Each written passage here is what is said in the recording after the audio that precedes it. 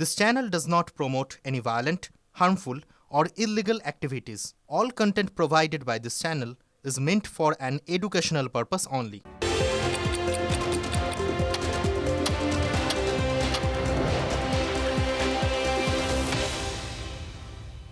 আমাদের প্রতিনিধি নূর আমাদের সঙ্গে রয়েছেন, তার সঙ্গে কথা বলবো। তবে তার আগে আরো একবার আপনাদের যে ছবিটা দেখাচ্ছি, মিনাখার ছবি, সেখানে বিজেপির দলীয় বৈঠকে হামলার অভিযোগ তৃণমূল কংগ্রেসের বিরুদ্ধে।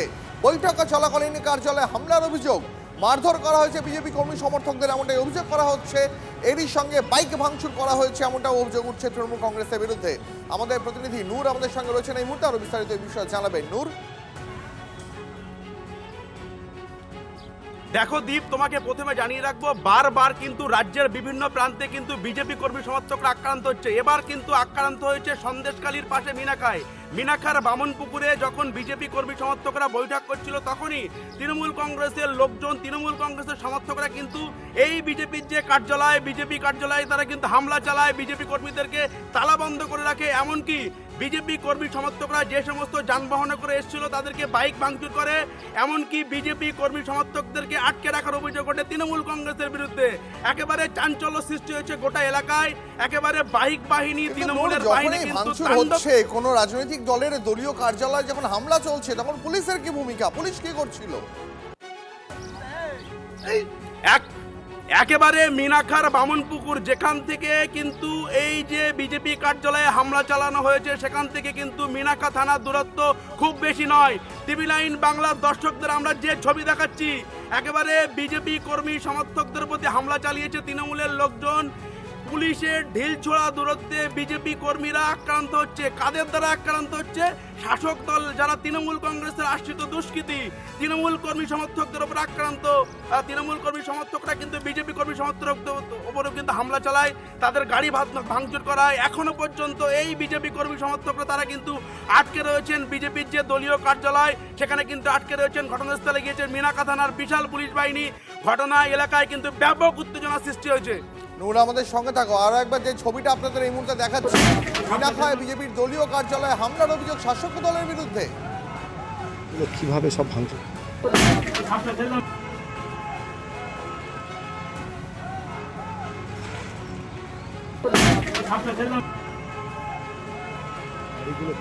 যে ছবি আপনাদের এই মুহূর্তে দেখাচ্ছি, বিজেপির বৈঠক চলাকালীন কার্যালয়ে হামলার অভিযোগ শাসক দলের বিরুদ্ধে।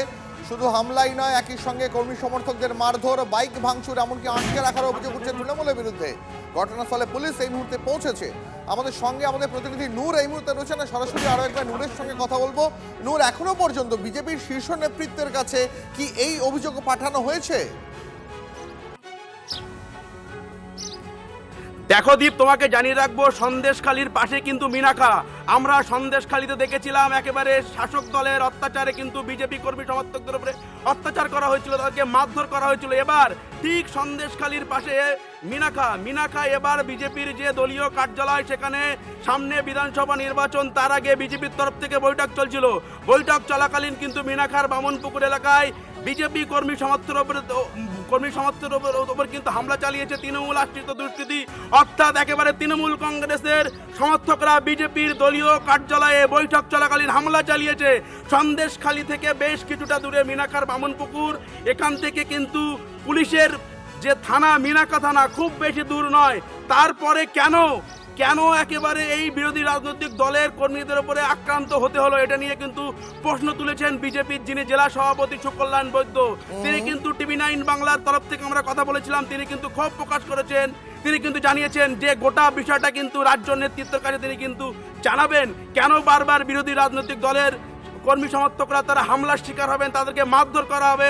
এমনকি আজকে যে ঘটনা ঘটেছে মিনাখার বামনপুকুরে, যখন একেবারে বিজেপি কর্মী সমর্থকরা নির্বাচনকে কেন্দ্র করে বৈঠক করছিল, তখন কিন্তু তৃণমূলের লোকজন হামলা চালিয়েছে। গোটা ঘটনায় কিন্তু ঘটনাস্থলে পৌঁছেছে মিনাখা থানার পুলিশ।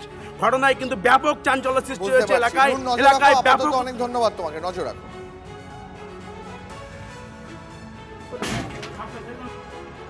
মিনাখার ছবিটা দেখালাম, আরেকটা ছবি এই মুহূর্তে আপনাদের দেখাবো। ভোটের বাংলায় বিজেপি নেতার বাড়িতেও দুষ্কৃতী হামলা, গাড়ি ভাঙচুর, স্থানীয়রা ছুটে আসতেই পালিয়ে যায় দুষ্কৃতীরা। ব্যাপক চাঞ্চল্য বারাসতে বিজেপির মন্ডল সভাপতি অনির্বাণ বিশ্বাসের বাড়িতে হামলার অভিযোগ। ছবি দেখাচ্ছি আপনাদের এই মুহূর্তে। ভোটের বাংলায় বিজেপি নেতার বাড়িতে দুষ্কৃতী হামলা, গাড়ি ভাঙচুর, স্থানীয়রা ছুটে আসতেই পালিয়ে যায় দুষ্কৃতীরা।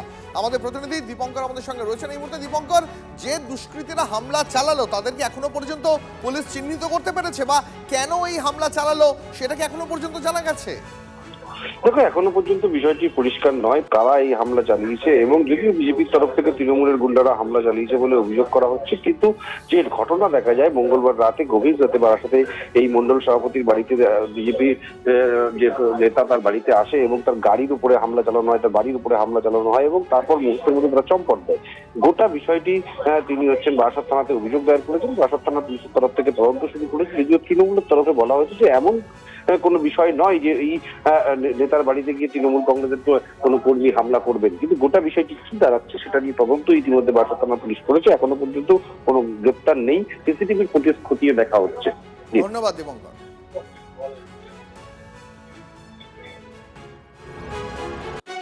আর এদিকে বিধানসভা ভোটের আগে ফিরল সাদা থানের হুমকির রাজনীতি। নানুরে বিজেপির মন্ডল সভাপতির বাড়ির সামনে সাদা থান। তৃণমূলের বিরুদ্ধে শাসানির রাজনীতির অভিযোগ গুরুগ্রামের মন্ডল সভাপতি রামকৃষ্ণ মন্ডলের। ভোটে আতঙ্ক তৈরি করতেই হুমকি তৃণমূলের, এমনটাই দাবি গেরুয়া ব্রিগেডের। ঘটনার সামনে আসতে উত্তপ্ত থুপসারা। গতকাল রাত্রে এরকম কেউ করে দিয়ে গেছে, এগুলো রেখে দিয়ে গেছে বাড়িতে, সাদা থান, ধূপকাঠি, মিষ্টি প্যাকেট। হ্যাঁ, হয়তো আতঙ্ক ধরানোর জন্য। আমি বিজেপির মন্ডল সভাপতি নানুর মন্ডলী, সেই কারণে হয়তো কেউ দমানোর চেষ্টা করছে বা আতঙ্ক ধরানোর চেষ্টা করছে, সেই কারণে এসব করে গেছে। এবারে মা সকালবেলাতে উঠেছে যখন বাতা দিতে, তখন দেখছে এরকম অবস্থা। হয়তো কোনো সন্ত্রাসী পরিকল্পনা বা আমাকে মারার হুমকি বা কোনো কিছু আমাকে ভয় দেখানোর জন্য, দমানোর জন্য, যে বিজেপি যাতে না করি সেই কারণে হতে পারে। করবে হয়তো কোনো টিএমসি দুষ্কৃতি করবে বা কেউ করবে, এইভাবে দমানো যাবে না বিজেপি কর্মীদেরকে। হ্যাঁ, সামনের দিনে তৃণমূলের বিসর্জন নিশ্চিত, সেই কারণেই হয়তো ভয়ে তৃণমূল ভয় পেয়েছে, তাই আমাদের কিন্তু ভয় দেখানোর চেষ্টা করছে। কি আছে আমি তো ভিতরে দেখি নাই, আমি ছেলেকে ডেকেছি, ডাকার পর ও দেখেছে কি আছে। আমি তো ভয়ে হাত দিতে পারিনি, আমি স্বামীকে ছেলে বউকে বললাম। কি কারণে এরকম বলতে পারবো না কি কারণ। ভয় লাগছে? এখন লাগছে। গেটটা খুলে, আমার স্ত্রী গেটটা খুলে রাখবে, খোলার পর আমাকে ডাকলে আমি দেখলাম একটা থলেতে সাদা থান ভরা রয়েছে, রজনীগন্ধা ফুলের মালা রয়েছে, আর এক প্যাকেট মিষ্টি আর একটা ধূপকাঠির প্যাকেট। আমার ভয় তো লাগছে, আতঙ্ক হয়ে গেছে। হ্যাঁ হ্যাঁ, ছেলে বিজেপি করে। আর রেখেছে, এবার বিপক্ষ পার্টি রাখবে নিশ্চয়ই। বিধানসভা ভোটের আগে আবার ফিরল সাদা থানের হুমকির রাজনীতি। এই নিয়ে কি বলছে বিজেপি, কি বলছে তৃণমূল, শোনাবো আপনাদের। এই যারা আজকে আবার নতুন করে যখন থান রাখছে, তখন জানবেন ইতিহাসের আর একটা পুনরাবৃত্তির মাত্র সময়ের অপেক্ষা। ঠিক শেষ মুহূর্তে ওরা এরকম করতো না, লোকের বাড়ির দরজায় থান রেখে আসতো, কিন্তু ওদের হয়ে থান পড়ার মতন আজ আর বাড়িতে কেউ নেই। ওদের শূন্যই তাই শূন্য, চারিদিকে শুধু শূন্যতা ওদের। ঠিক সেরকম ভাবে তৃণমূলের ঘরেও আজকে যারা আছে তাদেরও একই দশা হবে। বামফ্রন্ট জমানার যে এই ধান রেখে যাওয়ার সংস্কৃতি, এই সংস্কৃতি তৃণমূল কংগ্রেস বহন করে না, এর সঙ্গে তৃণমূলের কোনো সম্পর্ক নেই। এবং তৃণমূল কংগ্রেসের এত দূরদিন আসেনি। নানুর আসনে বিজেপির কোন মন্ডল সভাপতি, মানে নানুর বিধানসভায় বিজেপির কোন মন্ডল সভাপতি বাড়িতে এইসব রেখে যেতে হবে? ওই আসনটা তৃণমূল 20 থেকে 30,000 ভোটের বেশি ভোটে জিতবে। বাবা ভুবন চন্দ্র বেরা, অথচ ছেলের নাম শেখ রাজেশ আলী। এসআইআর এর সুপার চেকিং এর সময় আজব এই নথি দেখে রীতিমতন চোখ কপালে উঠেছে পর্যবেক্ষকদের। যাচাই পর্বে আগেই ভুরি ভুরি অভিযোগ সামনে এসেছে, এবার রোল অবজারভারের নজরে পাঁশকুড়ার ঘটনা। ভুবন বেরার সঙ্গে বাবা হিসাবে লিঙ্ক দেখিয়েছেন এই ব্যক্তি। এই তথ্য আপলোড করেছেন খোদ এই আরও। চেকিং এর সময় ধরা পড়েছে এই গরমিল। কোনো তথ্য ছাড়াই লিঙ্কের অনুমতি কিভাবে? প্রশ্ন কমিশনের, জাতীয় নির্বাচন কমিশনের রিপোর্ট পাঠানো হচ্ছে। এটা হচ্ছে মমতা বন্দ্যোপাধ্যায়ের সরকারের সাম্প্রদায়িক সম্প্রীতি, ধর্ম নিরপেক্ষতা। বাবা চক্রবর্তী, ছেলে আলী। বাবা চক্রবর্তী, ছেলে আলী। এটা হচ্ছে সাম্প্রদায়িক সম্প্রীতি। ঠিকই আছে, ভালো, খারাপ কি আছে? আর এই করার ফলে সাধারণ মানুষের হয়রানি হয়েছে, এটা তো আজকে চোখের ওপর আপনারা দেখতে পাচ্ছেন। করতে পারে না, করেছে তারা। এআরও, এইআরও, ডিইও এদেরকে দিয়ে মমতা ব্যানার্জি পশ্চিমবঙ্গের তৃণমূল পার্টি তারা ভোট কারচুপি করছে। চোরের মায়ের বড় গলা বলে একটা কথা আছে না, মমতা ব্যানার্জি নিজের চোর, তাই চোরের মায়ের বড় গলা করে সে দিল্লিতে দেখাতে যায় যে নির্বাচন কমিশনের মধ্যে সে লড়ছে। রাজ্য চাই যে এখানে কারচুপি করে তার মতন করে ভোটার লিস্ট তৈরি করতে। সাধারণ মানুষ তারা তাদের মতো করে ডকুমেন্ট জমা দেয়, সেই ডকুমেন্টগুলো যাদের সরকারিভাবে নথিভুক্ত করার কথা তাদের ভুলের দায়টা যেন সাধারণ মানুষকে না নিতে হয়, এটা আমরা বারংবার বলেছি। আজকে এই ব্যাপারটা দেখছেন, এই ব্যাপারটা তো প্রকাশ্যে আসছে কারণ এখানে একটা রিলিজিয়াস অ্যাঙ্গেল ঢুকে গেছে যে বাবা হিন্দু ছেলে মুসলিম কি করে হতে পারে, আর এগুলোর জন্য আলটিমেটলি সাফার করতে হয় সাধারণ মানুষকে। ফলে যারাই এগুলোর সঙ্গে যুক্ত তারা যেন এই সুপ্রিম কোর্টের কথা অনুযায়ী অনেক একটু বেশি মানবিকতা সহকারে এগুলো দেখেন এবং করার সময় যেন ইম্পর্টেন্স দিয়ে দেখেন, কারণ তাদের এক একটা ডকুমেন্টেশন তারা আপলোড করেন, তার সঙ্গে কিন্তু একটা মানুষের আজকের দিনে নাগরিকত্বের প্রশ্নটাও জড়িয়ে যায়। এর নির্বাচন কমিশনের স্বচ্ছতা নিয়ে প্রশ্ন অভিষেকের। কাঠগড়ায় দাঁড় করালেন স্পেশাল রোল অবজারভার সি মুরুগানকে। এখনো হোয়াটসঅ্যাপে নির্দেশ দিচ্ছেন সি মুরুগান। সুপ্রিম কোর্টের নির্দেশে কি মানছে না নির্বাচন কমিশন, এই প্রশ্ন তুলেছেন অভিষেক বন্দ্যোপাধ্যায়। পঞ্চায়েত প্রধানের ইস্যু করা বার্থ সার্টিফিকেটে নিয়ে তরজা। 30 দিন পর প্রধানের ইস্যু করা বার্থ সার্টিফিকেট গ্রহণযোগ্য হবে না, নির্দেশ দেন special role observer C Murugan. হোয়াটসঅ্যাপে স্ক্রিনশট প্রকাশ্যে এনে এবার অভিযোগ অভিষেকের।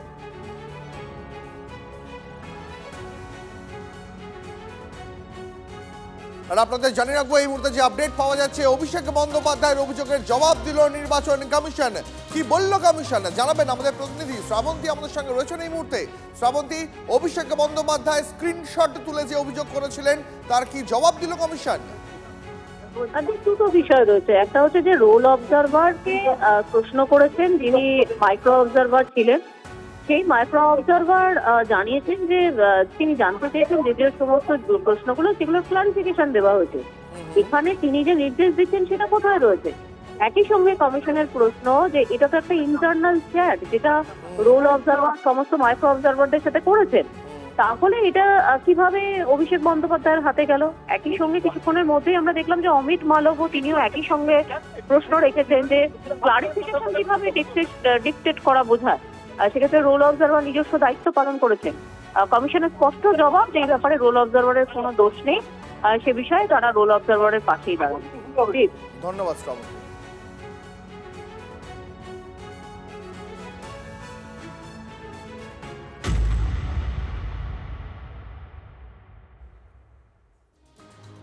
আইপ্যাক মামলার শুনানিতে এজেন্সিকে ভয় দেখানোর অভিযোগ, এজেন্সিকে হাতিয়ার হিসাবে ব্যবহার করার পাল্টা অভিযোগ আবার রাজ্যের। 18 মার্চ মামলার পরবর্তী শুনানি। হোলির পরে শুনানির আবেদন জানান সলিসিটর জেনারেল। কেন্দ্রের রাজি মেনে 18 মার্চ এই মামলার পরবর্তী শুনানি।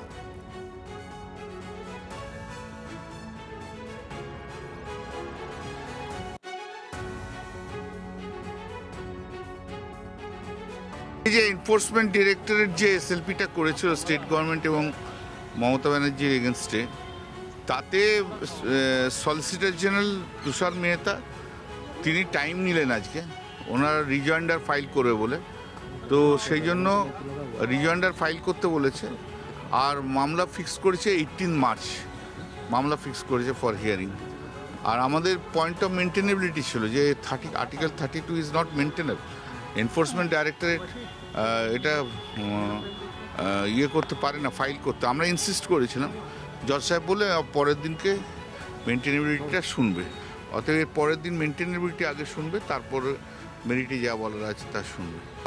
ও কি বলেছে তাতে কোনো কথা নয়, যেটা হচ্ছে টাইম নিয়েছে সেটাই কথা হচ্ছে। ওর পাসিং কমেন্টসে কি এসে যাচ্ছে, টেররাইজ আর নন টেররাইজ, উনি তো ওরা তো অ্যাডজেক্টিভ বলার জন্য এসছে। যদি ওরা এত সিরিয়াস থাকতো তাহলে রিজয়েন্ডার দিয়ে আজকে মামলা শুনলো না কেন? এত সিরিয়াস তো, এত বড় বড় কথা বললে কি করে হবে?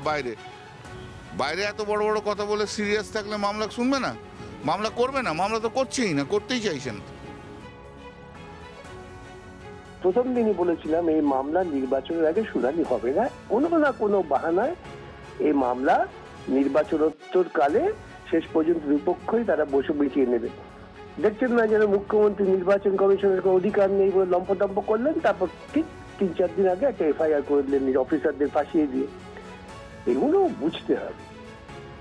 মুখ্যমন্ত্রী যা করেছেন পরিকল্পনা করেই করেছেন, ইডিও তার এই পরিকল্পনা সার্থক করতে সাহায্য করেছেন। তা নাহলে ইডি তক্ষুনি তাকে গ্রেপ্তার করতে পারতেন তার আইনগত অধিকার প্রয়োগ করে। এখন চলবে এইসব ছেলে খেলা, তু মায় হবে, ভাববে, লোককে বোঝাবে যে আমরা কত বিরোধী।